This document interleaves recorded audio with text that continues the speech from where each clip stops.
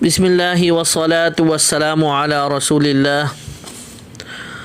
الحمدللہ درس چل رہے ہیں متن منار السبیل کے، اور اللہ پاک کے فضل و کرم سے احسان سے 9 درس ہو چکے ہیں۔ ان 9 درسوں میں ہم لوگوں نے کتاب الطہارت پڑھی ہے۔ ابھی انشاءاللہ میں آپ کے سامنے کتاب الطہارت کا خلاصہ عرض کروں گا، اس کو آپ لوگ ذہن نشین کر لیں تاکہ کتاب الطہارت یاد کرنے میں آسانی ہو۔ کتاب الطہارت کا خلاصہ شروع کرنے سے پہلے یہ بات سمجھ لیں کہ 9ویں درس میں ہم نے جو باب شروط الصلاۃ پڑھا تھا کہ شروط الصلاۃ عرض کیا گیا تھا کہ 9 ہیں، اس میں 7ویں نمبر پہ ہم لوگوں نے جو پڑھا تھا کہ اجتناب النجاست لبدنہ، کہ 7ویں نمبر پہ نماز کے لیے شرط یہ ہے کہ بدن کو نجاست سے بچانا، ٹھیک ہے، اور کپڑوں کو اور جگہ کو ان کو نجاست سے بچانا۔ 7ویں نمبر پہ ہم نے یہ پڑھی تھی۔ اسی 7ویں نمبر میں ایک بات ہم نے پڑھی تھی کہ ولا تصح الصلاۃ فی الارض المغصوبہ وکذا المقبرہ، کہ نماز پڑھنا صحیح نہیں ہے چوری کی زمین میں، وکذا المقبرہ اسی طریقے سے قبرستان میں، قبروں کے پاس، والمجزرہ اسی طریقے سے جہاں گوشت ووش کٹتے ہیں کمیلہ ہے وہاں پر، والمزبلہ جہاں کچرا کنڈی ہو وہاں پر نماز پڑھنا صحیح نہیں ہے۔ آگے والحش، حش کے معنی واضح کرنا تھا کہ والحش کا مطلب ہے ایسی جگہ میں بھی نماز پڑھنا صحیح نہیں کہ جہاں غلاظت ہو، وحشت ہو۔ اس سے مراد یہ ہے کہ حمام یعنی بیت الخلا، کہ وہاں پہ وحشت ہوتی ہے، جنات کا گھر ہوتا ہے، تو اس وجہ سے وحشت سے مراد وہ ہے کہ ایسی جگہ ہو کہ جہاں جو جنات ظاہری وحشت ہو، جیسے بیت الخلا جو نجاست ہوتی ہے، تو وہاں پر بھی جو ہے نماز پڑھنا جو ہے صحیح نہیں ہے۔ تو والحش کے معنی ذہن میں رکھیں کہ اس کا مطلب ہے جہاں نجاست والی جگہ جیسے بیت الخلا مراد ہے اس سے۔ کتاب الطہارت ہم لوگوں نے سب سے پہلے پڑھی تھی، جیسا کہ آپ کے سامنے عرض کیا گیا تھا کہ نصاب میں 2 کتابیں ہیں، کتاب الطہارت اور کتاب الصلاۃ۔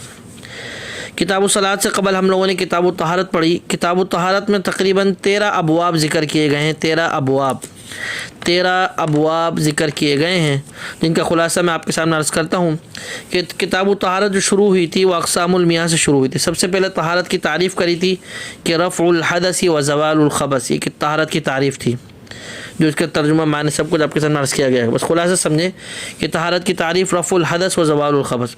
اس کے بعد پھر پہلے درس میں پہلے جو اقسام المیاہ ہے پہلے باب میں پانی کی 3 قسمیں بتائی تھی کہ پانی کی 3 قسمیں ہیں، اقسام المیاہ 3 بتائی تھیں، طہور، طاہر، نجس۔ پھر طہور کی 4 قسمیں کری تھیں۔ پہلی قسم ماء یحرم استعمالہ، کہ وہ قسم جس کا استعمال کرنا حرام ہے۔ دوسری قسم ماء یرفع حدث الانثی، کہ دوسری قسم وہ کہ جس سے صرف عورت جو ہے اپنا حدث کو دور کر سکتی ہے۔ تیسری قسم ماء یکرہ استعمالہ مع عدم الاحتیاط، کہ ایسا پانی کہ جس کی اگر ضرورت نہ ہو اس کو استعمال کیا جائے پھر بھی تو وہ کیا ہے، مکروہ ہے۔ اور چوتھی قسم طہور کی قسم بتائی گئی تھی ماء لا یکرہ کماء البحر، کہ ایسا پانی کہ جس کا استعمال کرنا مکروہ نہیں ہے، جیسے سمندر کا پانی۔ پانی کی 3 قسمیں عرض کی گئی تھیں، طہور، طاہر، نجس۔ طہور کی 4 قسمیں عرض کی گئیں پہلے اقسام المیاہ، اسی میں اس کے ساتھ طاہر جو دوسری قسم ہے پانی کی وہ عرض کیا گئی تھی کہ طاہر کس کو بولتے ہیں، یجوز استعمال فی غیر رفع الحدث و زوال الخبث، کہ اس کا استعمال کرنا جائز ہے رفع حدث و زوال خبث کے علاوہ دوسری چیزوں میں اس کو استعمال کر سکتے ہیں۔ پانی کی تیسری قسم عرض کی گئی تھی نجس، کہ نجس کس کو بولتے ہیں، یحرم استعمال الا للضرورہ، پھر وہ بتائی گئی تھی۔ پھر اسی کے ساتھ اس سبق میں جو ہے وہ الکثیر بتایا گیا تھا۔ کثیر کس کو بولتے ہیں، کثیر اس کو بولتے ہیں کہ جو 2 کلے ہوں، اور کثیر سے کم جو ہوگا، 2 کلے سے کم جو ہوگا وہ یسیر کہلائے گا، وہ کم پانی کے حکم میں ہوگا۔ پھر دوسرے نمبر پہ جو سبق میں ہم نے کتاب الطہارت میں باب الآنیہ پڑھا تھا۔ باب الآنیہ کا مطلب یعنی ہر برتن جو استعمال کر سکتے ہیں پاکی کے لیے، پانی کے لیے، تو بتایا گیا تھا کہ یباح اتخاذ کل اناء طاہر، کہ ہر پاک برتن استعمال کر سکتے ہیں اگرچہ کتنا بھی قیمتی کیوں نہ ہو، لیکن سونے چاندی کا برتن استعمال نہیں کرنا، اور چوری کا برتن جو ہے نا استعمال نہیں کرنا۔ اسی طریقے سے برتن کے حوالے سے کچھ اقسام اس میں کچھ جو ہیں احکامات ذکر کیے گئے تھے۔ پھر دوسرے نمبر پہ ہم لوگوں نے پڑھا تھا تیسرے نمبر پہ باب الاستنجاء و آداب التخلی، کہ بیت الخلاء میں جانے کے کیا آداب ہیں اور استنجا کرنے کے کیا آداب ہیں، وہ اس باب میں ذکر کیے گئے تھے۔ اس کے بعد پھر ہم لوگوں نے پڑھا تھا باب السواک۔ باب السواک میں بتایا تھا کہ مسواک کرنا جو ہے سنت ہے، اور پھر مسنون مطلق ہے مسواک، اور روزے میں کس طریقے سے مسواک کرنا ہے نرم تازہ، اس حوالے سے اس میں جو ہے احکامات ذکر کیے گئے تھے۔ اور اسی کے ساتھ ساتھ اس میں فصل بھی ذکر کی گئی تھی جس میں بیت الخلاء میں داخل ہونے کے آداب، نکلنے کے آداب، اور اسی طریقے سے نیت اور یہ چیزیں وہاں پہ ذکر کی گئی تھیں، اور وضو کا طریقہ باب السواک میں بھی ذکر کیا گیا تھا۔ اس کے بعد پھر باب الوضو شروع کیا گیا تھا. باب الوضو میں جو ہے یہ بتایا گیا تھا کہ وضو میں جو ہے 1 واجب ہے، 6 فرائض ہیں، 8 شرائط ہیں اور 18 سنتیں ہیں. یہ باب الوضو میں ذکر کی گئی تھی کہ وضو کے حوالے سے یہ چیزیں ہیں، ان کو ذہن نشین کر لیں، یاد کر لیں. اس کے بعد باب الوضو کے بعد باب المسح الخفین کو ذکر کیا گیا تھا. باب مسح الخفین میں جو ہے یہ بتایا گیا تھا کہ موزے پر مسح کرنے کی 7 شرائط ہیں اور 1 واجب ہے، یہ ذکر کیا گیا تھا. پھر اس کے بعد باب نواقض الوضو کہ وہ چیزیں جن سے وضو ٹوٹ جاتا ہے وہ ذکر کی گئی تھی. 8 چیزیں ذکر کی گئی تھیں کہ جن سے وضو ٹوٹ جاتا ہے. ان 8 چیزوں کو آپ لوگ یاد کر لیں، ذہن نشین کر لیں، اچھی طریقے سے سمجھ لیں. اس کے بعد جو باب ذکر کیا گیا تھا باب ما یوجب الغسل کہ وہ چیزیں جن سے غسل کیا ہو جاتا ہے، واجب ہو جاتا ہے. وہ 7 چیزیں ذکر کی گئی تھیں اس باب میں، باب ما یوجب الغسل میں، کہ 7 چیزیں ایسی ہیں کہ جن سے غسل کیا ہو جاتا ہے، واجب ہو جاتا ہے. پھر اس کے بعد اسی باب میں غسل کی 7 شرائطیں ذکر کی گئیں. اس کے بعد پھر غسل کا 1 واجب، پھر غسل کے 3 فرائض ذکر کیے گئے، پھر اسی کے ساتھ ساتھ غسل کی 8 سنتیں بیان کی گئیں، اور پھر اسی باب کے آخر میں 16 مقامات ایسے بتائے کہ جہاں پر غسل کرنا کیا ہے، مستحب ہے. اس باب کے بعد پھر بعد میں باب التیمم شروع کیا گیا تھا. باب التیمم میں 8 شرائط بتائی تھیں کہ تیمم جو کریں گے اس میں 8 شرطوں کا ہونا ضروری ہے تیمم کرنے کے لیے. اس کے بعد پھر تیمم کا 1 واجب بتایا تھا، تیمم کے 5 فرائض بتائے تھے، اور پھر 5 ایسی چیزیں بتائی تھیں جن سے تیمم ٹوٹ جاتا ہے. اس کو بھی یاد کر لیجئے، ذہن نشین کر لیجئے. پھر باب التیمم کے بعد باب ازالت النجاسہ کہ وہ باب یعنی اس بارے میں بتایا تھا کہ کس طریقے سے نجاست جسم پہ، کپڑوں پہ یا جگہ پہ لگ جائے گی تو اس کو کس طریقے سے دور کیا جائے گا. تو اس میں یہ بتایا تھا کہ نجاست کو دھونے کے ساتھ یعنی اس کے ساتھ مرتبہ جو ہے اس کو دھویا جائے گا، لیکن پانی سے دھویا جائے گا. اور اگر وہ کتے یا خنزیر سے کی وجہ سے اگر ناپاک ہوئی ہے تو 1 مرتبہ مٹی یا صابن کی طرح کی کوئی چیز ہو، اس طریقے کی چیز سے اس کو دھونا ضروری ہے، لازمی ہے. اسی طریقے سے باب ازالت النجاسہ میں ان چیزوں کا بھی تذکرہ کیا گیا تھا کہ جو نجس جو ہے مائع ہو، غیر مائع ہو، میتہ ہو، مردار ہو. پھر مردار کے جو جسم کے اعضاء ان کا کیا حکم ہے، خون کا کیا حکم ہے. مختلف جو ہے نا نجاست کے حوالے سے اور نجاست کو دور کرنے کے حوالے سے احکامات اس میں ذکر کیے گئے تھے. پھر اس کے بعد باب الحیض شروع کیا گیا. باب الحیض میں یہ بتایا تھا کہ 9 سال سے پہلے حیض نہیں آتا، 50 سال کی عمر کے بعد حیض نہیں آتا. کم سے کم حیض کی مدت 1 دن 1 رات ہے، زیادہ سے زیادہ حیض کی مدت 15 دن 15 رات ہے. 2 حیضوں کے درمیان جو پاکی ہوتی ہے وہ 13 دن کی ہوتی ہے. اور کیا کیا چیزیں حیض سے حرام ہو جاتی ہیں، کیا حیض کی وجہ سے کیا کیا واجب ہو جاتا ہے، اور حیض کی حالت میں جمع کرنا، نفاس کی حالت میں جمع کرنا، مستحاضہ کی حالت میں جمع کرنا، اس کے کیا حکم ہے، اس کا کفارہ کیا ہے. یہ سب چیزیں ذکر کی گئی تھیں. احکامات حیض کے حوالے سے، نفاس کے حوالے سے، مستحاضہ کے حوالے سے اس باب الحیض میں جو ہے ذکر کیے گئے تھے. اس کے بعد پھر باب الاذان والاقامہ شروع کی گئی. باب الاذان والاقامہ اس کے بارے میں بتایا تھا کہ دونوں کیا ہیں، فرض کفایہ ہیں. پھر اذان کے مسائل اور اذان میں کیا کیا چیزیں سنت ہیں، کیا کیا چیزیں رکن ہیں، اور اقامت کے مسائل اور احکامات جو ہے اس میں ذکر کیے گئے تھے. اس کے بعد پھر کتاب الطہارت کا آخری باب باب شروط الصلاۃ اس کو ذکر کیا گیا تھا. باب شروط الصلاۃ یعنی نماز کی 9 شرائط، یعنی یہاں تک وہ چیزیں تھیں کہ جن کا تعلق نماز سے پہلے سے، یعنی نماز کا مطلب جو تکبیر تحریمہ کہتے ہیں نا، اللہ اکبر، یہ ہو گئی، یہاں سے نماز شروع ہوتی ہے. اس سے پہلے جو طہارت، پانی، برتن اور باتھ روم جانا، نکلنا، مسواک، اور پھر اگر ناپاکی ہے تو اس کو کیسے، سب اس میں ذکر کیا گیا تھا. تو باب شروط الصلاۃ یعنی وہ شرائط جن کا تعلق نماز سے ہوتا ہے لیکن نماز کے خارج سے ہوتا ہے، نماز کے باہر ان سے تعلق ہے. تو 9 شرائط نماز کے ذکر کیے گئے تھے، ان کو یاد کر لیں، ذہن نشین کر لیں. تو لہٰذا یہ کتاب الطہارت کا خلاصہ ہوا کہ کتاب الطہارت میں کتنے ابواب ہم نے پڑھے، 13 ابواب پڑھے. ان 13 ابواب کو بالکل اپنے سامنے رکھیں. ان میں کیا کیا فرائض ہیں، کیا کیا واجبات ہیں، کیا کیا سنن ہیں، کیا کیا حرام ہیں، کیا کیا مباح ہیں، اور کس چیز سے کیا مسئلہ ہوتا ہے، ان کو سمجھ لیں، یاد کر لیں، انشاءاللہ فائدہ ہوگا. ابھی ہم شروع کرتے ہیں اللہ پاک کے فضل و کرم سے، اللہ پاک کی مدد سے، کتاب الصلاۃ. تجب علی کل مسلم مکلف غیر الحائض والنفساء کہ نماز جو ہے واجب ہے ہر مسلمان پر کہ جو کیا ہو، مکلف ہو، سوائے حیض کے علاوہ اور نفاس کے علاوہ والوں پر نماز کیا ہے، واجب ہے. مکلف کا مطلب کہ جو ہے وہ کیا بالغ ہو اور پاگل نہ ہو اور مسلمانوں یعنی جو جو احکامات ہوتے ہیں وہ اس پر ہوں مسلمان ہونے کے. آگے وتصیح من الممیز، اور جو ممیز ہو یعنی سمجھدار بچہ ہو تو اس کے لیے بھی نماز پڑھنا کیا ہے صحیح ہے. یعنی بچہ اگرچہ بالغ نہیں ہے لیکن سمجھدار ہے تو اس کو ممیز بولتے ہیں، تو اس کے لیے بھی نماز پڑھنا کیا ہے صحیح ہے. اب ممیز کس کو بولتے ہیں؟ وَهُوَ مَنْ بَلَغَ سَبًا، وہ بچہ جو 7 سال کی عمر کو پہنچ جائے. وَالثَّوَابُ لَهُ، اور اس کے لیے نماز پڑھنے سے اجر بھی ملے گا، ثواب بھی ملے گا. وَيَلْزَمُ وَلِيُّهُ أَمْرُهُ بِهَا لِسَبْعٍ، اور لازم ہے کہ بچے کے جو سرپرست ہیں کہ وہ 7 سال کی عمر میں اس کو کیا کریں؟ حکم کریں نماز پڑھنے کا. وَضَرْبُهُ عَلَى تَرْكِهَا لِعَشْرٍ، اور 10 سال کی عمر پر نماز چھوڑنے پر اس کی پٹائی کریں، کٹس لگائیں، اس کو مار لگائیں، یہ لازم ہے. وَمَنْ تَرَكَهَا جُحُودًا، اور جو نماز کو چھوڑے اس کا انکار کرتے ہوئے، یعنی نعوذ باللہ اگر کوئی بولے کہ خدا نخواستہ میں نماز کو نہیں مانتا اور میں نہیں پڑھتا، اللہ نہ کرے ایسا اگر کوئی عقیدہ کرے ایسا بولے تو فقد ارتد، تو وہ کیا ہو جائے گا؟ مرتد ہو جائے گا. وجرت علیہ احکام المرتدین، اور اس پر جو ہے مرتدین کے احکامات جاری ہوں گے، یعنی اپنے اسلام سے اپنے دین سے پھرنے والا ہو جائے گا. اللہ پاک حفاظت فرمائے. آگے وارکان الصلاۃ 14، کہ نماز کے جو رکن ہیں ارکان ہیں کتنے؟ 14 ہیں. اس سے قبل باب میں ہم نے باب شروط الصلاۃ کی نماز کی جو شرائط پڑھے تھے، کتنے پڑھے تھے؟ 9 پڑھے تھے. نماز کے شرائط یعنی وہ ہے کہ ان کے بغیر اگر نماز پڑھیں گے تو نماز نہیں ہوگی اگر بغیر عذر کے پڑھیں گے. اسی طریقے سے ارکان الصلاۃ بھی ایسے ہیں کہ 14 ہیں، ان کے بغیر بھی نماز نہیں ہوتی. اب ارکان الصلاۃ کتنے؟ 14 ہیں. لا تسقط عمدا ولا سہوا ولا جہلا، کہ جان بوجھ کے بھی ان کو اگر چھوڑ دیا جائے پھر بھی یہ ساقط نہیں ہوں گے، پھر بھی ارکان لازم رہیں گے. ولا سہوا، اگر بھولے سے چھوٹ گیا پھر بھی یہ ساقط نہیں ہوں گے، پھر بھی یہ لازم ہوں گے.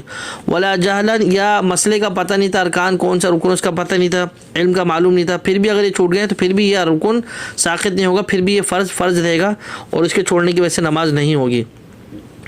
احدها، 14 رکن میں سے ارکان میں سے پہلا رکن القیام فی الفرض علی القادر منتصبا، کہ جتنی طاقت ہو اپنی طاقت کے بلبوتے پر، اپنی جتنی طاقت ہو اپنی قدرت پر نماز میں سیدھے کھڑے ہونا.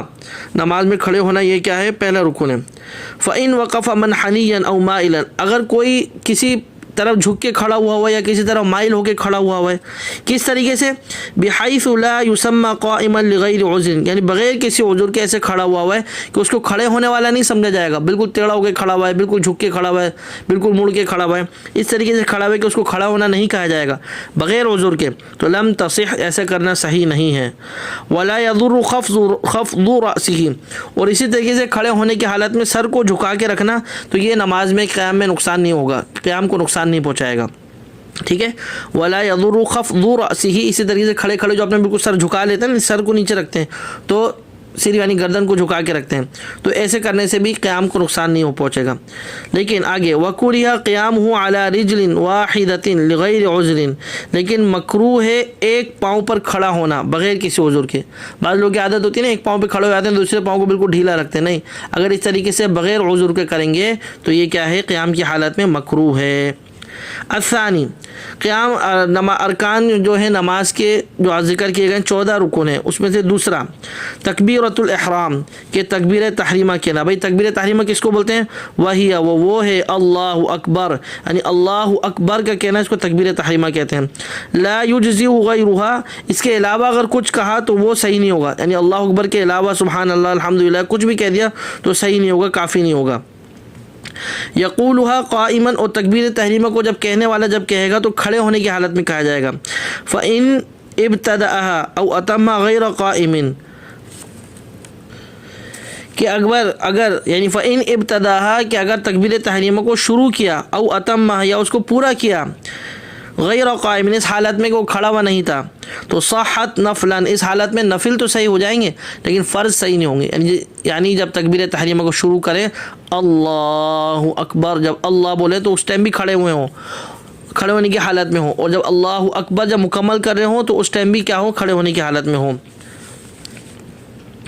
آگے وتنعقد ان مد اللام، کہ اگر جو اللہ اکبر کا جو اللہ کا جو لام ہے نا اس کو اگر کھینچا جائے تو یہ تکبیر تحریمہ صحیح ہو جائے گا، درست ہو جائے گا. جیسے اللہ اکبر، اللہ اللہ کو کھینچنا اس طریقے سے وطن نقل ان مد لام کہ لام کے مد کو کھینچنے کے ساتھ یعنی لام کو مد کرنے کے ساتھ اگر اس کو پڑھیں گے تکبیر تحریمہ کریں گے تو صحیح ہو جائے گا، درست ہو جائے گا، منعقد ہو جائے گا.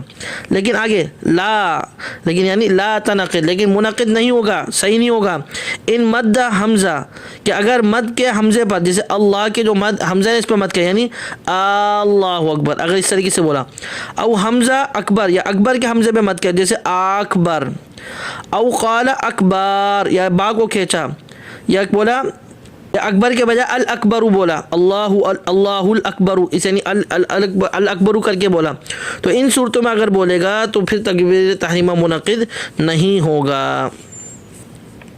آگے وجہروا بها وبكل رکن وواجب بقدر ما يسمع نفسه فرض کہ تکبیر تحریمہ کو زور سے بولنا ہر رکن میں، تو یہ کیا ہے واجب ہے. ہر رکن میں تکبیر تحریمہ کو زور سے بولنا، جس رکن میں اس کو استعمال کیا جا رہا ہے تو وہاں پہ زور سے بولنا واجب ہے. لیکن بقدر ما یسمع نفسہ، لیکن کم از کم اتنی زور سے بولنا کہ خود سن سکے، اللہ اکبر یعنی اتنی زور سے بولے کہ کم از کم خود سن سکے، تو فرض ایسے کرنا کیا ہے فرض ہے. آگے الثالث کیا عرض کیا گیا تھا کہ نماز کے کتنے ارکان ہیں 14 ارکان، اس میں سے تیسرا رکن کہ قراءۃ الفاتحۃ مرتبۃ کہ سورۃ الفاتحہ کو ترتیب سے پڑھنا، جو آیتوں کی جو ترتیب اس ترتیب سے کیا کرنا پڑھنا. وفیہ اب ترتیب کیا ہے کہ وفیہ 11 تشدیدا کہ اس میں 11 تشدیدیں ہیں، 11 تشدیدیں سورۃ الفاتحہ میں، جیسے الحمدللہ رب العالمین، اب یہ با کے اوپر تشدید ہے. الرحمن الرحیم اس میں 2 تشدید ہے، الرحمن پہ رحیم پہ. مالک یوم الدین یہ دال پر یہ تشدید مراد ہے کہ 11 تشدیدیں اس طریقے سے ترتیب سے آئی ہیں. فَإِن تَرَكَ وَاحِدَةً اس میں اگر کسی ایک تشدید کو بھی چھوڑ دیا، یعنی کوئی مطلب الرحمن الرحیم، اب الرحمن کو چھوڑ دیا یعنی کوئی بھی ایک تشدید کو چھوڑ دیا، جس حرف پر تشدید ہے اس کو چھوڑ دیا، او حرفن یا کسی ایک حرف کو چھوڑ دیا، اور چھوڑنے کے بعد ولم یأتی بما ترک جس کو چھوڑا تو اس کو دوبارہ لوٹایا بھی نہیں، دوبارہ پڑھا بھی نہیں، تو لم تصح نماز صحیح نہیں ہوگی، ایسا کرنا صحیح نہیں ہوگا. فإن لم يعرف لیکن اگر کسی کو سورۃ الفاتحہ یاد نہیں ہے، الا آیۃ لیکن صرف ایک آیت یاد ہے، تو کررہا بقدرها تو جتنی بڑی سورۃ الفاتحہ ہے اتنی مقدار کے بقدر اس ایک آیت کو بار بار پڑھے گا، یعنی اس کو خالی الحمدللہ رب العالمین یاد ہے، باقی یاد نہیں ہے، تو اس خالی اس ایک آیت کو اتنی مرتبہ پڑھے گا جتنی مرتبہ سورۃ الفاتحہ کی جو ہے نا لمبائی ہے، بڑائی ہے. ٹھیک ہے. ومن امتنعت قراءته قائما صلى قاعدا وقرأ ومن امتنعت اگر کسی کو منع ہو کہ کوئی اگر نہیں کر سکتا ہو قرات کرنا کھڑے ہو کے، یعنی قرات جو نماز میں کی جا رہی ہے اس کو کھڑے ہو کے اگر نہیں کر سکتا ہو تو صلی قاعدا تو وہ بیٹھ کے پڑھے گا، کوئی مشکل نہیں ہے. وقرأ اور پھر بیٹھ کے وہ جو ہے بیٹھ جائے گا، یعنی بیٹھ جائے گا، وہ نماز پڑھے گا بیٹھ کر. وقرأ بیٹھ کر ہی تلاوت کرے گا. الرابع آپ کے سامنے عرض کیا گیا تھا کہ نماز کے کتنے ارکان ہیں 14 ارکان، اس میں سے چوتھا الرکوع رکوع کا کرنا، یہ بھی کیا ہے نماز کا رکن ہے. واقلہ ان ينحنی کم سے کم رکوع کرنا کیا ہے کہ ان ينحنی کہ انسان کیا ہو جائے مڑ جائے، تھوڑا سا ٹیڑھا ہو جائے، مڑ جائے. کتنا مڑ جائے بھائی کہ بحیث یمکنہ مس رکبتیہ بکفیہ اتنا مڑ جائے کہ جتنا یعنی جہاں تک کہ اپنے جو دونوں گھٹنے ہیں اپنے دونوں کف کے ساتھ ان دونوں گھٹنوں کو کیا کر لے پکڑ لے. آگے وَأَكْمَلُهُ اور مکمل رکوع کرنے کا طریقہ کیا ہے کہ أَن يَمُدَّ ظَهْرَهُ مُسْتَوِيًا کہ کمر کو بالکل سیدھی لٹا لے، بالکل برابر کر کے. وَيَجْعَلُ رَأْسُهُ حَيَالُهُ اور سر کو جو ہے بالکل کمر کے برابر کر لے، یہ رکوع کرنے کا طریقہ ہے. الخامس نماز کا 5واں رکن الرفع منہ رکوع سے اٹھنا، یہ بھی نماز کا 5واں رکن ہے. چوتھا کیا تھا رکوع کرنا، 5واں کیا ہے کہ رکوع سے اٹھنا. ولا یقصد غیر اور اٹھتے وقت کسی اور چیز کا ارادہ نہ ہو بلکہ رکوع سے اٹھنے کا ہی ارادہ ہو. فلو رفع فزعا من شیء لم یکف اگر کوئی کسی ڈر کی وجہ سے ایک دم کھڑا ہو گیا تو یہ کافی نہیں ہوگا.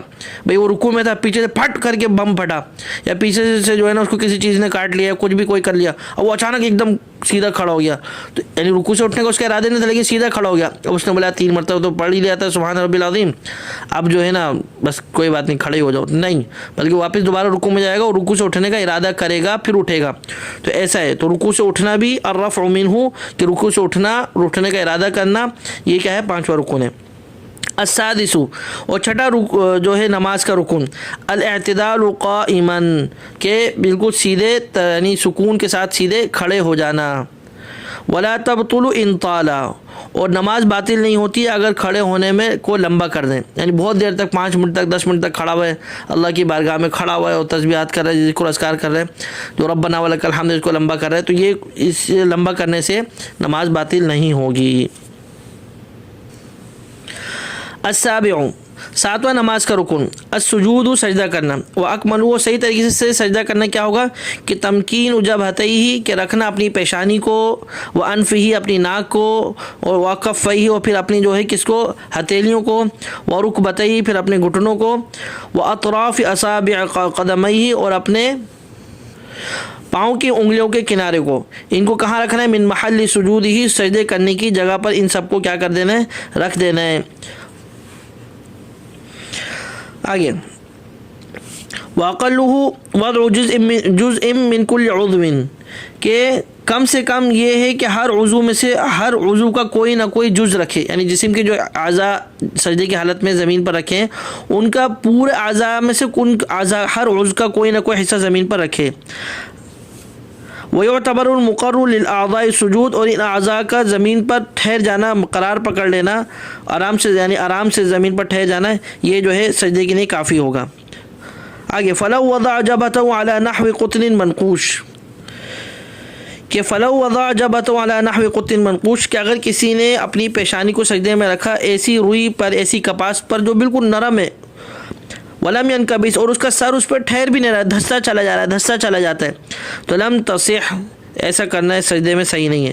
بولا تھا نا کہ سجدے میں اعضاء کو زمین پر قرار پکڑنا ہے، اب یہ قرار نہیں پکڑ رہا، جو پیشانی جو ہے وہ دھستی چلی جا رہی ہے، تو ایسا کرنا صحیح نہیں ہے۔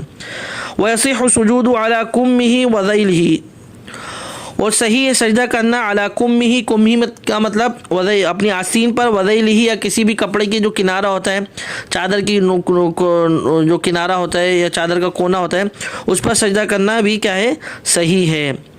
وَيُكْرَهُ بِلَا عُذْرٍ، لیکن اس طریقے سے بغیر کسی عذر کے ایسے کرنا یہ مکروہ ہے، زمین گرم ہے یا گندی ہے یا جو کنکری ہیں چپتی ہیں، اس حالت میں اس طریقے سے کر سکتے ہیں، لیکن بغیر کسی عذر کے ایسے کرنا کیا ہے، مکروہ ہے۔ ومن عجز بالجبهة لم يلزمه بغيرها ويؤمي ما يمكنه، اب اگر کوئی شخص سجدے میں عاجز ہے کہ وہ نہیں رکھ سکتا ہے پیشانی کو، پیشانی کے رکھنے سے عاجز ہے، تو لم يلزمه بغيرها، تو اس کے اب اس کو ضروری نہیں کہ پیشانی نہیں رکھ سکتا تو باقی سجدے کے اعضاء کو رکھے، نہیں، اصل چیز پیشانی ہے، پیشانی کو نہیں رکھ سکتا، رکھنے سے عاجز ہے، تو اب ہاتھ رکھنا، ناک کو رکھنا اور ان کو جو ہے رکھنا ضروری نہیں ہے، بس ويؤمي ما يمكنه، بس جہاں تک اس سے ممکن ہوگا وہ کیا کرے گا، سجدے کا اشارہ کرے گا۔ الثامن، 8واں نماز کا رکن، الرفع من السجود، کہ سجدے سے اٹھنے کی بھی نیت کرنا، جس طریقے سے رکوع سے اٹھنے کی نیت کرنا اسی طریقے سے سجدے سے اٹھنے کی بھی نیت کرنا، تو یہ بھی کیا ہے، نماز کا 8واں رکن ہے۔ التاسع، 9واں نماز کا رکن، الجلوس بین السجدتین، کہ دونوں سجدوں کے درمیان کیا کرنا، بیٹھنا، کتنا بیٹھنا، وکیف جلس کفا، اتنا بیٹھنا کہ جتنا بیٹھنا کیا ہو جائے، کافی ہو جائے۔ والسنت، اور سنت یہ ہے کہ کس طریقے سے بیٹھا جائے کہ ان یجلس مفترشا علی رجلہ الیسری، کہ اپنے الٹے پاؤں پر بچھا کر اس پر کیا ہو جائے، بیٹھ جائے، وینصب الیمنی، اور سیدھے پاؤں کو جو ہے کھڑا کر لے، ویوجہہما الی القبلہ، اور اس کی دونوں کی انگلیاں جو ہے کس کی طرف رکھے، قبلے کی طرف رکھنا جو ہے یہ سنت ہے۔ العاشر، اور 10واں نماز کا رکن، الطمانیہ، کہ اطمینان سے جو ہے سارے رکون کو ادا کرنا۔ اطمینان کیا ہے، وہی سکون، وہ سکون سے ادا کرنا۔ وَإِن قَلَّ، کم سے کم کیا ہے کہ جتنا کم سے کم، یعنی سکون، اطمینان رکھنا، یعنی جھٹ کھڑا ہو جات بیٹا، جھٹ سجدے میں گیا، اس سے جلدی چھوٹا، جلدی ایسے نہیں، اطمینان سے کرنا۔ کس میں یہ رکن ہے، فی کل رکن فعلی، ہر اس رکن میں جو رکن فعلی ہے، یعنی ایک رکن قولی ہے جیسے سورۃ الفاتحہ پڑھنا ہے، اللہ اکبر کہنا، یہ کہنا ہے۔ رکن فعلی یعنی سجدے میں جانا، رکوع میں جانا، سجدے سے اٹھنا، رکوع سے اٹھنا، یہ فعل ہے یعنی کام ہے، تو ہر رکن فعلی میں اس کو آرام آرام سے اطمینان سے کرنا، تو یہ کیا ہے، یہ رکن ہے 10واں۔ الحادی عشر، 11واں نماز کا رکن، الحادی عشر، 11واں نماز کا رکن، التشہد الاخیر، کے آخری تشہد میں بیٹھنا اور پڑھنا، وہ کیا ہے، کم از کم کتنا پڑھنا، وہو اللہم صلی علی محمد، یعنی التحیات کے بعد اللہم صلی علی محمد تک بھی پڑھ لے تو آخری تشہد کا یہ رکن ادا ہو جائے گا۔ کب پڑھنا ہے، بعد الاتیان بما یجزئ من التشہد الاول، کہ تشہد اول میں یعنی جو تحیات پڑھتے ہیں اس کے بعد، یعنی جتنا تشہد اول میں پڑھنے کی اجازت ہے اس کے بعد اللہ آخری تشہد میں اللہم صلی علی محمد تک پڑھنے، اتنا پڑھنا۔ والمجزئ منہ، اور جتنا جو ہے کافی ہوتا ہے، ہوتا ہے کہ کتنا کافی ہوگا. یہ التحیات للہ سلام علیک ایھا النبی ورحمۃ اللہ سلام علینا وعلی عباد اللہ الصالحین اشہد ان لا الہ الا اللہ وان محمد رسول اللہ. اتنا بھی پڑھ لیا تو کافی ہوگا. یعنی تحیات پہلا تشہد اتنا پڑھ لیا اور دوسرا تشہد آخر اللہم صلی علی محمد تک بھی پڑھ لیا تو رکوع ادا ہو جائے گا, نماز ادا ہو جائے گی. والکامل مشہور, اور جو پورا پڑھا جاتا ہے تحیات پوری, درود شریف پوری اس کے بعد دعا پوری جتنی پڑھی جاتی ہے وہ تو مشہور ہے. الثانی عشرہ, اور 12واں نماز کا رکن. الثانی عشرہ 12واں نماز کا رکن الجلوس لہو وللتسلیمتین, کہ تشہد آخر کے لیے بیٹھنا جو ہے یہ بھی کیا ہے, رکن ہے. وللتسلیمتین, اسی طریقے سے دونوں سلام پھیرتے وقت بھی بیٹھنا کیا ہے, یہ رکن ہے. فلو تشہد غیر جالس, اگر کسی نے آخری تشہد میں پڑھا لیکن بغیر بیٹھے ہوئے پڑھا. او سلم الاولی جالسا, یا پہلا سلام تو پھیرا تھا وہ بیٹھا ہوا تھا. والثانیۃ غیر جالس, لیکن دوسرا سلام اس حالت میں پھیرا کہ وہ بیٹھا بھی نہیں تھا بلکہ کھڑا ہو گیا تھا, تو لم تصح, ایسا کرنا صحیح نہیں ہے. الثالث عشر 13واں نماز کا رکن التسلیمتان, کہ دونوں سلام کرنا. نماز میں جو دونوں سلام کیے جاتے ہیں نماز کو ختم کرتے ہیں وہ کرنا. وهو ان یقول مرتين, اور وہ یہ کہ 2 مرتبہ کہنا. کیا کہنا؟ السلام علیکم ورحمۃ اللہ, اس کو 2 مرتبہ کہنا. والاولی الا یزید وبرکاتہ, اور اولا اور بہتر یہ ہے کہ اس پہ ورحمۃ اللہ تک پڑھیں, وبرکاتہ زیادہ نہ کریں. ایسا کرنا بہتر ہے اور اولا ہے.